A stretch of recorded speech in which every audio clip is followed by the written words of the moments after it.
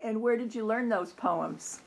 In District 29, What was the name of District 29?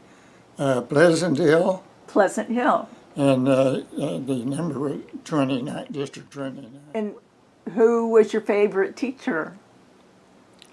Yeah, just a minute. I don't know if I had a favorite.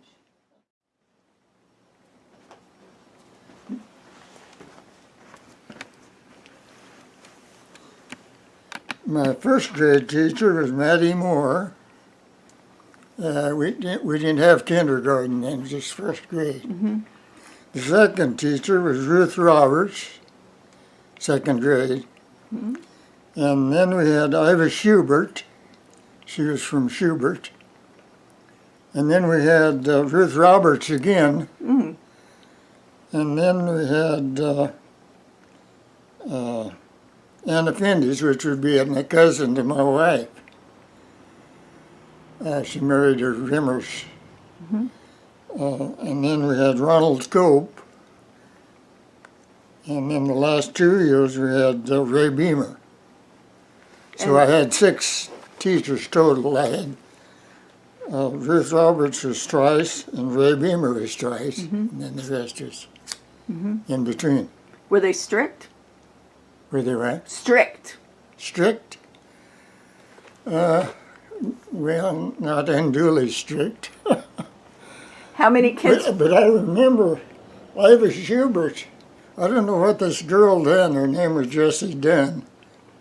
And I don't know what she done, but she got us spanking with a switch in front of the whole school. Mm. And so we learned to be good. Did you have a recital bench? Not really, but I, when we'd have Christmas programs, I'd learn the other kids' poems. And we got a kid by the name of Dean Neal. You know Dave Neal? No. Well, he lives in Pawnee, Okay. but he was the youngest of them. And I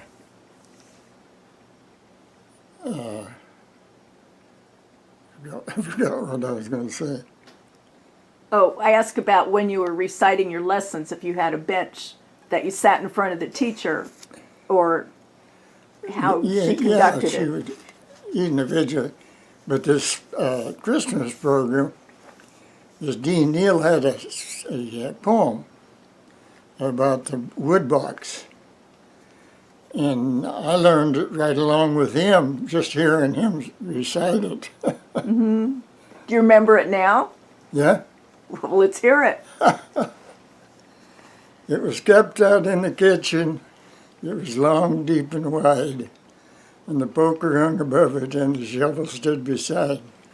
The big black cook stove grinning, with its grate from ear to ear, seemed as if it loved it like a brother pretty dear. Floured oilcloths stacked around it kept its cracks and no churls hid, and a pair of rusty hinges fastened on the heavy lid. It hadn't any bottom, at least it seemed that way, when you hurried in to fill it so as to get outside and play. When the noons was hot and lazy, and the leaves hung dry and still, and the locust on the pear tree started up its planing mill, the drumbeat of the breakers and the newt and tempting roll, and you knew the gang was waiting at the brimming swimming hole. Louder the locust was, louder the breakers roar. You could hear that woodrock holler, come and fill me up once more. And was he able to get through it at the Christmas program? Was I? Was Dean Neal able to say the whole poem at the Christmas program? Yeah. He did make it through. Oh, yeah. Cool. How many kids did you have at your school? I think it was probably the biggest school in the county. One year we had, let's see, 40, one year we had 39, all grades, one teacher. Wow. And the next year we had 41. That's a lot of kids. Yeah. Did you all do a recess at the same time? Did we all? Did you all go out to recess at the same time? Yeah. Yeah. But she was a teacher, janitor, whatever it needed to be done. But the older boys helped her, that helped them a lot. Was it a wood stove? How did you heat? Yeah, wood stove with coal. Coal. Yeah, every school had a coal house. Okay. And they'd fill it up when it needed to be. Did you have any special friends at school? Kids that you got along with really well? Oh, yeah. Do you remember any of their names? Well, in my grade, I had, there was 4 kids. Mm-hmm. And you heard of Chuck Porter? No, go ahead though. Huh? Chuck Porter. Uh-huh. Yeah, he was one. He was the smartest kid in school, but he'd done the least with what he had. Aw. Yeah. And he died at 50-some years old. And then who else was in your grade? Doris Neal was the only girl. Mm-hmm. And Bud Warner, you remember him. Bud Warner, Chuck Porter, Doris Neal, and I. Did you go all the way through school together? Pretty much, Mm-hmm. yeah. Yeah, all my education was 8th grade, to the 8th grade. Yeah. And then they asked me later on why I didn't go to high school. And I said, well, I had to wait to catch up for the teachers to catch up.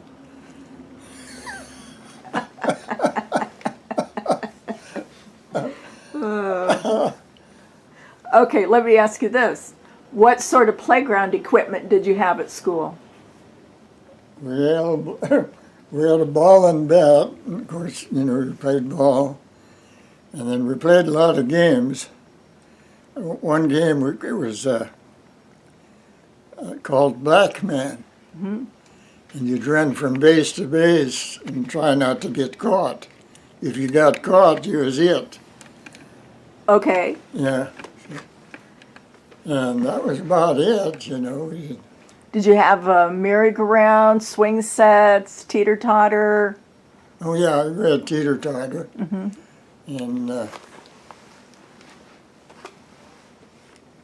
And swings, yes. Mm-hmm, mm-hmm.